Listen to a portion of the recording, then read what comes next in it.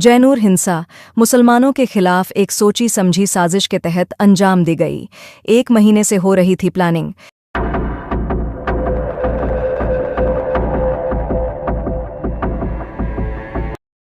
Accident को rape murder का नाम देकर भड़काए गए सांप्रदायिक दंगे।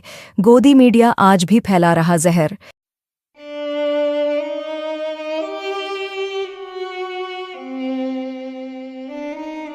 लगातार 7 घंटों तक जलाई गई मुसलमानों की प्रॉपर्टीज, बिजली काटकर गांव जलाने वालों का रखा गया ख्याल। साथियों, आज हम इस वीडियो में जानेंगे कि किस तरह मुसलमानों की प्रॉपर्टी को जलाकर पूरा गांव हमेशा के लिए तबाह कर डाला। हजारों लोग बेघर और बेरोजगार हुए। सबसे पहले जानते हैं कि किस तरह प्लानिंग से मुसलमानों की प्रॉपर्टीज को तबाह कर डाला।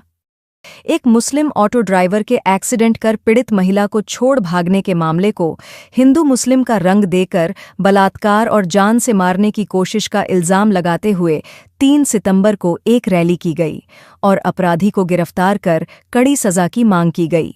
पुलिस ने गिरफ्तार किया, जांच शुरू थी। जांच के बाद आरोपी को जो भी अपराधों के मुताबिक सजा देना कोर्ट का काम था। पुलिस अपना फर्ज निभा रही थी। रैली वाले दिन यानी 3 सितंबर रात को अचानक हमेशा की तरह जैनूर बंद का ऐलान किया गया और फिर शुरू हुई गांव के तबाही की दास्तान।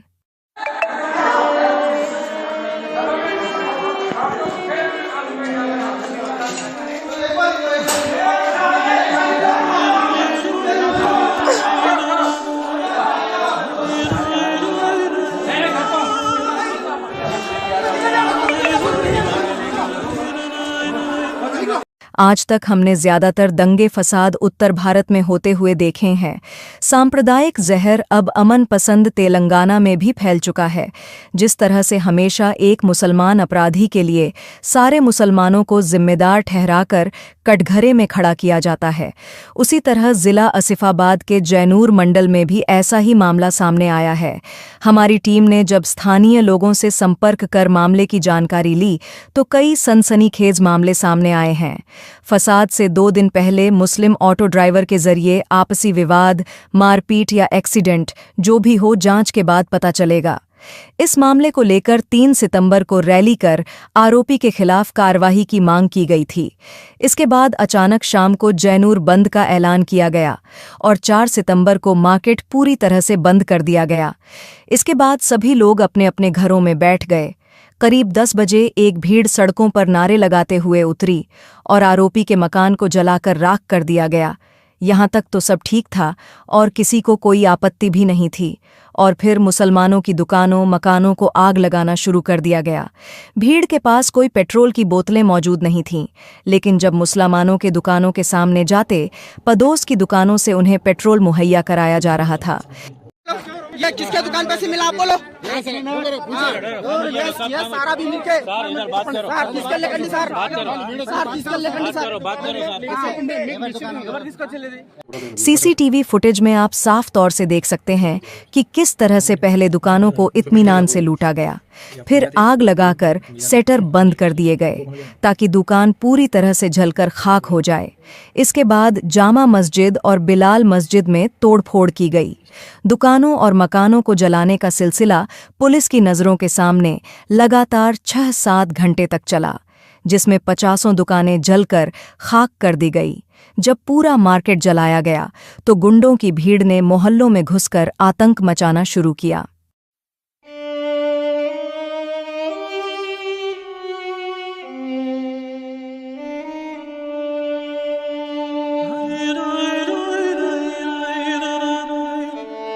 इसमें गौर करने वाली बात यह है, मुसलमान डर कर घरों में बैठे रहे।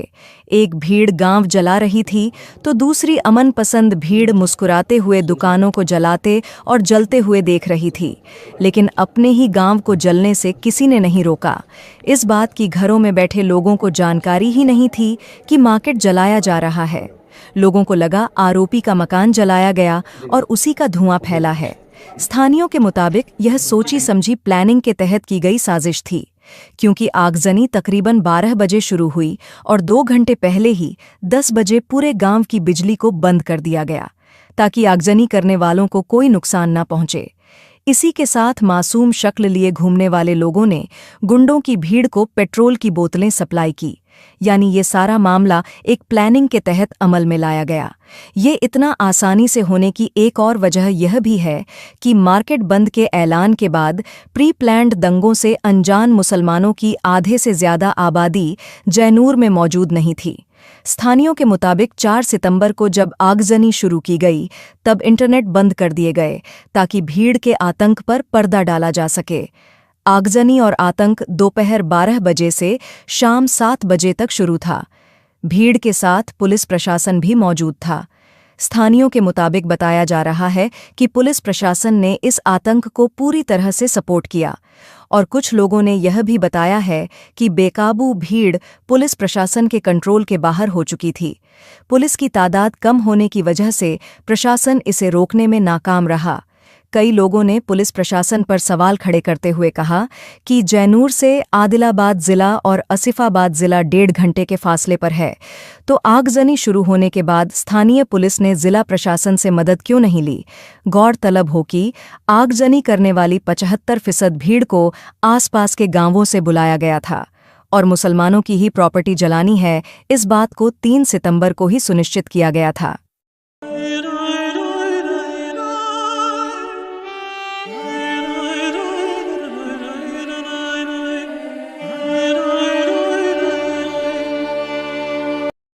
जैनूर आसपास के 50 गांव का मुख्य बाजार था, लेकिन आज की तारीख में जैनूर एक तबाह जंगल बनकर रह गया है।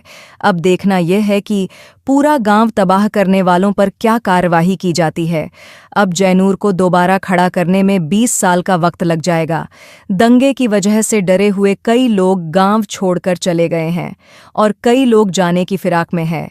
आपको बता दें कि अब मुसलमानों का इस गांव में रहना खतरे से खाली नहीं है। जब तक पुलिस फोर्स तैनात है, तब तक मुसलमान सुरक्षित है।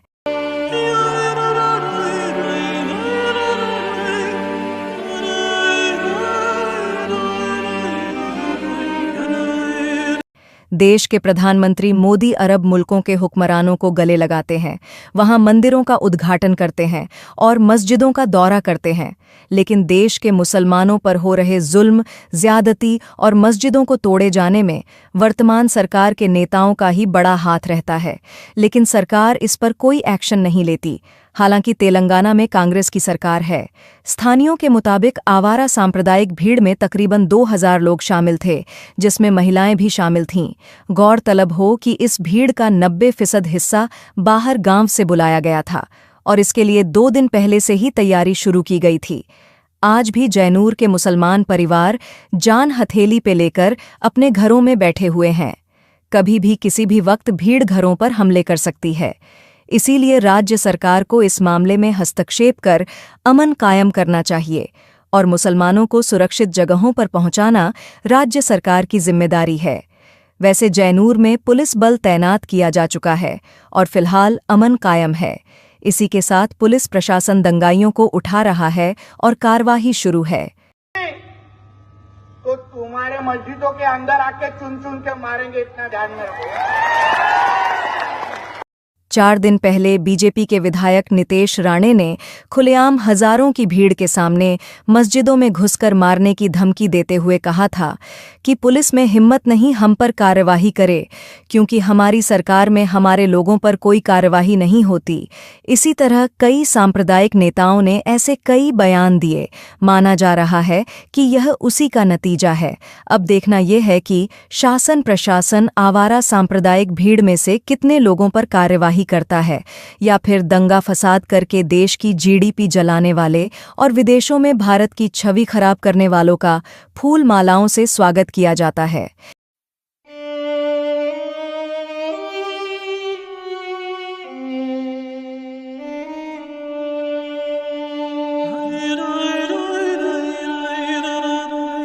इसी तरह का एक मामला गाजियाबाद से सामने आया है। सांप्रदायिक देशद्रोही भीड़ ने दंगों को अंजाम देने के लिए फैजान नाम के मुस्लिम लड़के पर हिंदू लड़की के साथ बलात्कार और मारपीट का आरोप लगाया था, जिसके बाद हिंदू संगठनों के सैकड़ों कार्यकर्ताओं ने फैजान की कबाड़ की दुकान में तोड़फोड़ कर आग लगा दी थी। अब फोरेंसिक इन्वेस्टिगेशन में रेप की पुष्टि नहीं हुई है और न ही मेडिकल जांच में मारपीट का कोई निशान पाया गया। लेकिन पुलिस ने फैजान को लड़की के पिता की शिकायत पर नाबालिग के साथ बलात्कार और मारपीट के आरोप में पोक्सो एक्ट के तहत केस दर्ज कर उसे जेल भेज दिया। उत्तर प्रदेश के मुख्यमंत्री गाजियाबाद पुलिस से मांग की गई है कि इस मामले में रेप का फर्जी मुकदमा दर्ज करवाकर माहौल खराब करने में सहयोग देने वाले लड़की के पिता पर भी केस दर्ज किया जाना चाहिए और फैजान की दुकान में तोड़-फोड़ कर आगजनी करने वालों पर भी कार्रवाई करने के साथ-साथ उनसे नुकसान की भरपाई कराई जाए। इमरान के पास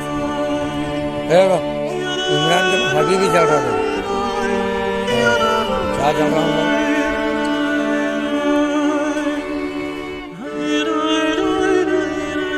जैनूर मामले में इतना सब कुछ सुनने देखने के बाद आपको लग रहा होगा कि पूरा शहर जलकर खाक हो गया।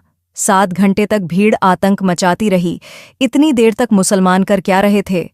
इस बात को जानने के लिए गांव जैनूर के बारे में जानना और इसके पसेमंजर को जानना जरूरी है। चलिए 1 मिनट में जानते हैं। जैनूर भारत का इकलौता ऐसा मंडल है जहां एक चमाट मारने पर गांव बंद कर